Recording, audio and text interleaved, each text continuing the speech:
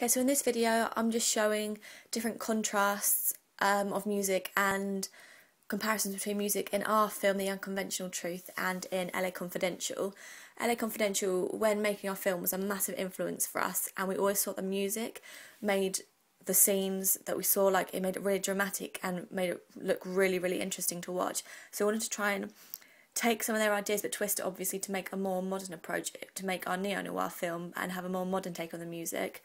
But overall I think we kind of achieved it really well in the scenes that we used and the music that we used as they did in LA Confidential. So the first one you can see here is when the scene I'm showing, which is where the most of our influence came from, was when all of the different officers went to capture the woman who was being held captive at the house. And as you can see right now, as they're going, there is like kind of a suspension music as they're all driving towards the house. As they get closer, the kind of the deep tension and suspense we feel kind of picks up, and it's like provoked and exaggerated within the music that's used. And we wanted to do this in our film for the scene when Jake was walking towards Rosie's house to try and find out what's going on, and when he's ringing the number to see who it is, and he eventually finds out that it's Rosie's dad who killed him. So for this scene, when Jake's walk, it starts at school when Dom comes in and barges Jake against the lockers, and then Rosie's basically tells Jake she can't see him anymore. So what happens is we have Jake bang his head against a locker, and the song that we chose to use for this scene was the band The XX, and it's called Chained. We like this because me and Rosie found this on the internet when we were looking through different songs we could use, and there's a specific part of it that's got kind of like it's got like a good beat to it, and it kind of picks up a bit, and it has music in it, like singing comes in, and it's a male and a female, so I thought it shows a good contrast between the character of Jake and the character of Scarlett, who's played by Rosie. So we thought it worked really well because it's kind of like it built tension as he was walking, and it made it seem very suspicious and very detective-y, very similar to this that we found in LA Confidential in the previous clip, but it's a more modern twist on the music that they had there. So I think overall our choice of music here actually worked really well, and I think it was a good choice of song, and it fitted well within the scene that it was set in. The second part of music that we kind of took from LA Confidential in a sense was the bit when it's not music and it's what was playing on the TV when Bud charges into the house in this same sequence. And there is the man who's sitting in the lounge, is watching cartoons, and we thought this worked really well because it kind of subverted the genre of what was actually going on in the scene. Like, it was he was holding a woman captive. It was a very dark time and what was going on, but the music that they had actually really contradicted it, because it was a very the cartoons actually really contradicted it, because it kind of uplifted the mood, even though it shouldn't have been. There should have been quite a dark minor key piece of music playing, but instead there was cartoons playing. It was very high pitched and it was more childlike, so it showed the innocent side to him and kind of contradicted it very much. But I think it worked really well because it had a good effect on the audience, because you think, although he's doing all these bad things, he is obviously quite an innocent person at heart and very childlike. And so we decided to do this in the scene when Rosie comes into her house and her dad is on the phone, and he tells her off and asks her where she's been. And then what we did in the background, when we were actually filming, on the background we were listening to Heart on the television, and Into the Groove by Madonna was playing, and it actually worked really well, and it completely twisted what they were actually talking about. He was getting quite angry, and she was getting quite defensive towards him, so it showed their kind of bond, that breaking, becoming less intact as it was before, but the music behind it was very cheery and very upbeat, so it contradicted and contrasted what was actually happening in the actual scene. But when we were filming, what happened was where we'd be changing shots and redoing shots, the music would always start and stop in different places, so we decided to cut the sound out. And then when we were editing, we downloaded the song itself by Madonna, Get in the Groove, and we put it into the Mac and where the editing sound bit was, and we made kind of a muffling noise on it. So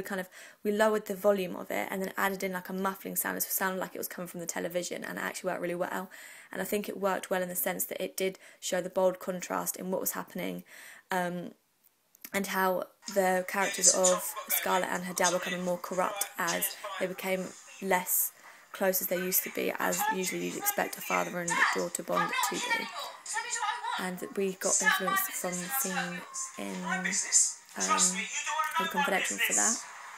So those are the two pieces of music that we kind of took from LA Confidential but then modernised to make fit in with our neo-noir style. So that was a great influence for this. But then on the other pieces of music that we've had in our film, the beginning music that you can hear here, we decided to have kind of like a deep, dark, minor key piece of music and a good beat in it that we could pick up, because then as it moves into the different scene, when it goes from the graveyard scene of Jake's back and then comes out of Dom's back in the school scene, you hear the beat actually pick up within the music. We did that on purpose to give the effect of the plotline like unfolding as it reaches a new scene. We get introduced to new characters. The song we chose for this bit was the XX, the band, same band again, but it's called Intro, and we really like it because we like the idea that we chose the instrumental version, but there was not much singing in it anyway, but the good beat in it, and it kind of added kind of a fear and provoked kind of a bit of emotions within the audience as they heard the voiceover of Jake at the beginning talking about his dad. But it wasn't too depressing that it wouldn't work. It was a good beat, and although it was a kind of minor key beat, it still worked really well, so I think this is really effective. In the pub scene that you can see here, we didn't actually, when we were filming the pub scene itself, we heard a lot of talking in the background and stuff, but not music, and we thought it needed music to kind of bring it up to date and add a more like drama into it. So what we did when me and Rosie were editing, we found a bit of jazz music online, so we downloaded that, but we couldn't find the name because it was from Free Sounds. So we just typed in jazz beat, and that came. This one we thought was best, so we used it.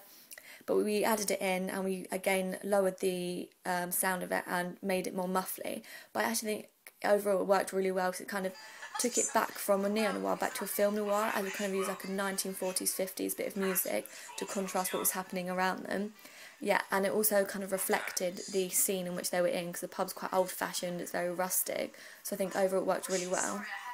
and I was pleased with the outcome. The next bit of music was again the Chained by the XX, and what we did with this, you saw earlier where it went from the song of this song of Jake walking up the road to Rosie's house, and then we flipped it, we changed the music, so we stopped that, we faded the Chained by the XX out, and then we faded in, Getting the Groove by Madonna, for the scene when Rosie was talking to her dad, and then when it went back outside to Jake again, we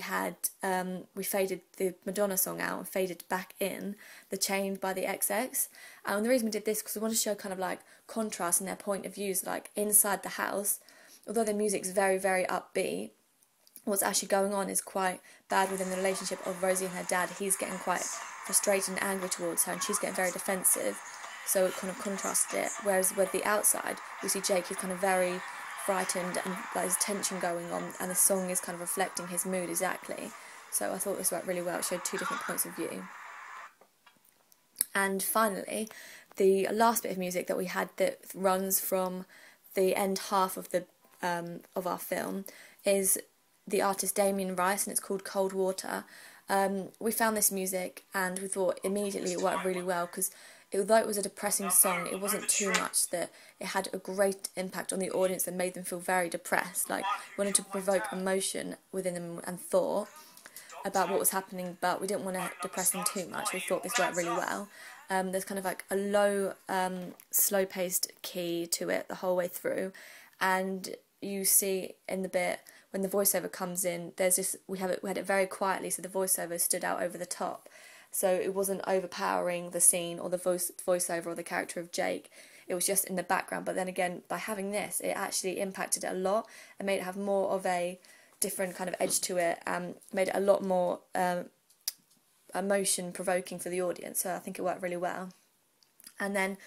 at the end of the film, when we see the character of Scarlett's the one who's killed her dad, we still have this piece of music playing as well. But when the camera pans up to reveal Scarlett's face at the very end,